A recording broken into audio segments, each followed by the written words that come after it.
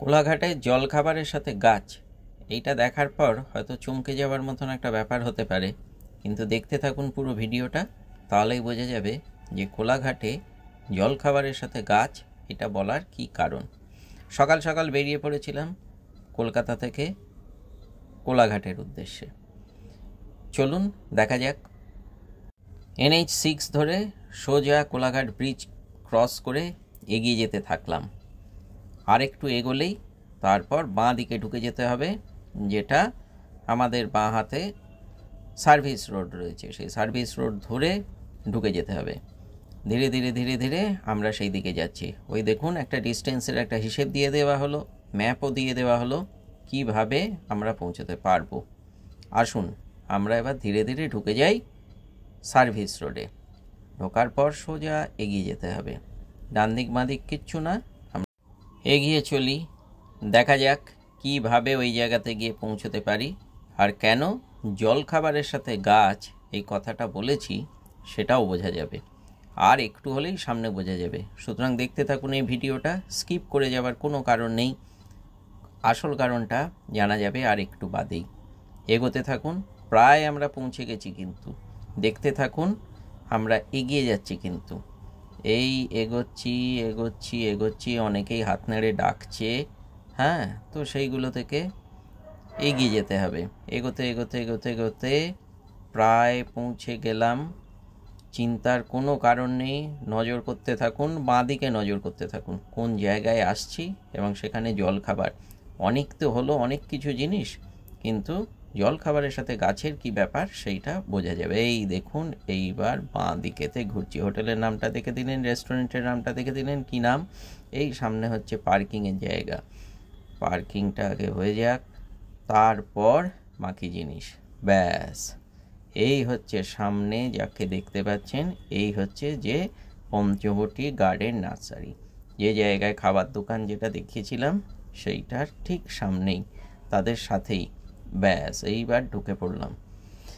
গাছ তো ভালোবাসি, সেই কারণের জন্যেই আপনাদেরকেও শেয়ার করে দেখাতে চাইছি যে এখানে যদি আসেন তাহলে আপনারা জলখাবারটাও হয়ে যাবে, আর জলখাবার হয়ে যাওয়ার সাথে সাথে এই উপরি পাওনা হিসেবে প্রচুর ইনডোর প্ল্যান্ট, প্রচুর কালেকশান ভালো। আউটডোর প্ল্যান্টও আছে, সেটা যেখানে গাড়িটা পার্কিং হলো ঠিক তার সামনে প্রচুর আউটডোর প্ল্যান্টস রয়েছে, যেগুলোকে খাওয়া দাওয়ার পরে ঘুরে দেখতে পারেন। ন্যায্য মূল্যেতে আপনারা কিনতেও পারেন, এমন কিছু আহামরি কিন্তু দাম নয়। ও হ্যাঁ, এটা আমি কারোর প্রমোশনের জন্য কিন্তু করছি না, গাছ ভালো লাগে এবং যেতে যেতে ওই জায়গায় দেখা গেল, সেই কারণের জন্য কিন্তু আমি এটা করলাম।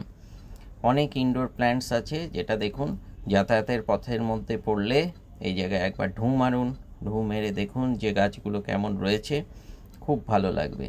সকাল সকাল এসেছিলাম, সেই জন্য একদম ফাঁকা পরিবেশ পেয়েছিলাম, দেখতেও ভালো লাগছিল, হালকা শীতের আমেজ ছিল, যে কারণের জন্য এখানে গাছপালা ভালো মতনভাবে ঘুরে ঘুরে দেখা গেছে। এই দেখুন প্রচুর হ্যাঙ্গিং প্ল্যান্টসও রয়েছে, ইনডোর প্ল্যান্টসের কালেকশান খুব দুর্দান্ত, প্রচুর পরিমাণে রয়েছে ইনডোর প্ল্যান্টস। সেন্সেভেরিয়ার থেকে শুরু করে অনেক কিছু রয়েছে, অনেক ধরনের ভ্যারাইটি রয়েছে। তাহলে নেক্সট টাইম যখন দীঘা, মন্দারমণি বা খড়গপুরের দিকে বা পুরীর দিকে, যে কোনো দিকেই, বা মেদিনীপুরের দিকে, যে কোনো দিকেই যদি যান, তাহলে কোলাঘাট ক্রস করার পর আপনি আনন্দ বলে যে রেস্টুরেন্টটা দেখা গেল, সেই রেস্টুরেন্টে যদি পার্কিং করেন, সেখানেও আপনি খুব সহজেই বিভিন্ন ধরনের খাবার পেয়ে যাবেন, জলখাবার পেয়ে যাবেন।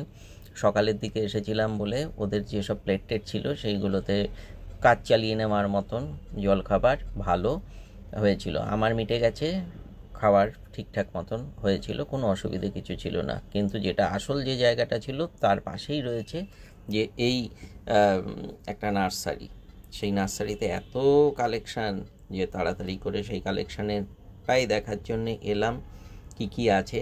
উপরি পাওনা হিসেবে আপনি এটা পাচ্ছেন, যদি মনে হয় যেখান থেকে কিছু কিনবেন, এখানে স্টাফরা খুব ভালো, সেখান থেকে আপনারা কিনে নিতে পারেন। আবারও বলছি, এটা কারোর প্রমোশনের জন্য আমি করিনি, আমার ভালো লাগে সেই কারণের জন্য আমি এটা শেয়ার করলাম। এই ধরনের আরও অনেক কিছুই আপডেট, যেগুলো যাতায়াতের পথে ঘোরাঘুরির মাঝখানে আমার নজরে পড়ছে, আমি সেগুলো আপনাদের সকলের সামনে তুলে ধরার চেষ্টা করছি। তো এইভাবেই সাথে থাকুন, দেখতে থাকুন, যা যা আপডেট আমি মাঝে মাঝেই দিচ্ছি সেগুলোকে ফলো করতে থাকুন, চ্যানেলকে সাবস্ক্রাইব করুন, পাশে থাকুন। সকলকে ধন্যবাদ। বাই।